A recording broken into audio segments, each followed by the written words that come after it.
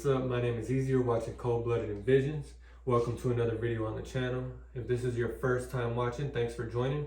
If you've watched in the past, welcome back. And I want to say Happy New Year's to everybody. I hope you all had a good New Year. I know that I did.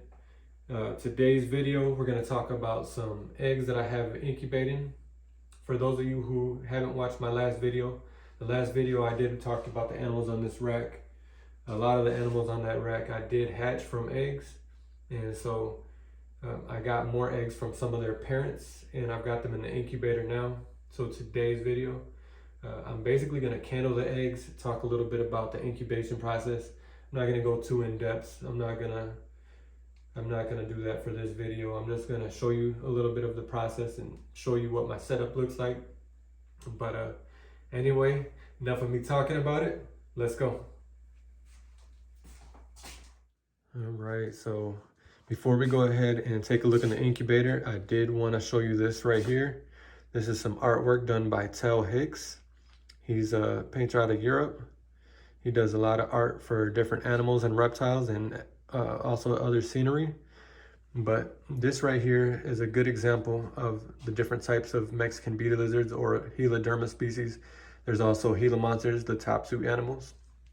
But I did mention the Heloderma alvarezi, which is this one right here, which is the one that's all black. The ones that I bred are here, the Heloderma horridum, which are really dark, but not quite as dark as the Heloderma alvarezi.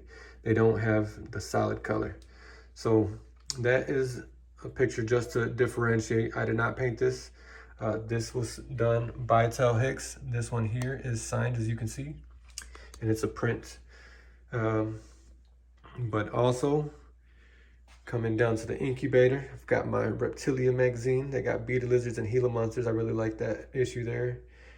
There's my thermostat, another book about beaded lizards and Gila monsters. I definitely recommend if you want to learn about them. All right, and we'll go ahead and take a peek at the incubator. So the incubator is a mini fridge basically that I converted into an incubator. And using that thermostat, I can control what temperatures it's at. Currently, my incubator is sitting at 83 degrees, as you can see. Got this Herpstat 2 hooked up to it, but that's a little overkill. Anyway, I've got one box because I've only got 4 eggs. We're out of focus here, but maybe it's the glare. Anyway, we're going to go ahead and take a peek in this incubator. So, all right, so when I'm candling eggs, I need a flashlight, and for me, I also like to take paper towel with me because many times the lid of the container is very moist and water droplets can fall on the eggs, and I definitely don't want that. So I typically, you don't have to, I choose to remove the excess moisture off of the lid, and I'll go ahead and show you that now.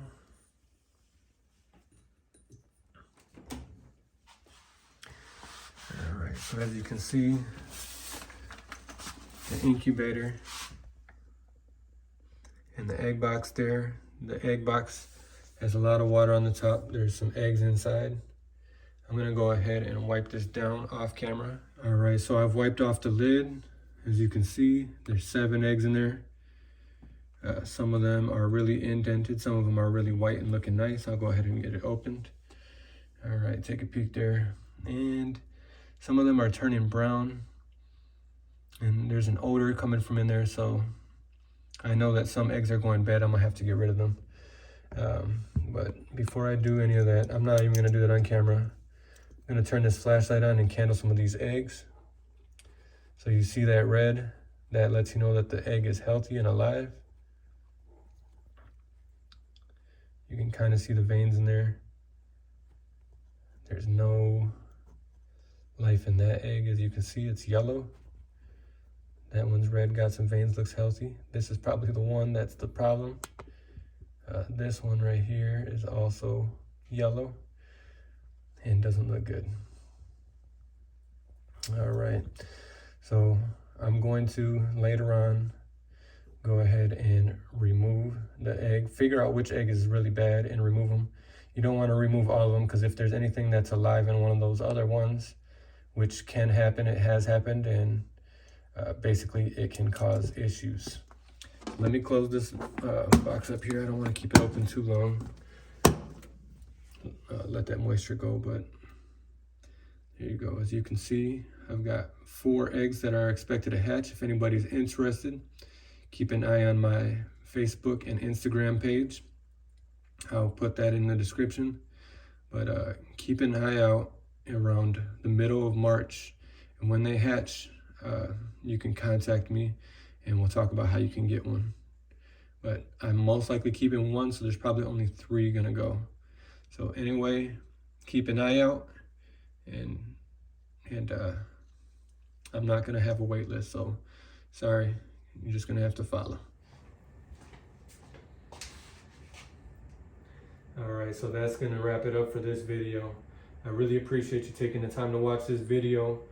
Here's one of the babies, the super black babies that I hatched out last year. The sibling to this guy here and an unrelated female are the ones who's the mother to that egg, or to those eggs that I've got in the incubator there. But I hope you learned something new. I hope that for any of those who were scared of this species or didn't know anything about the species, I hope this will bring your attention to them and look into them a little bit.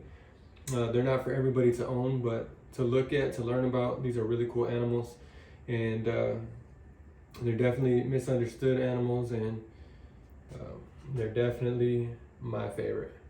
Anyway, once again, I want to thank you for watching, and I hope you have a great day. I'll see you in the next one.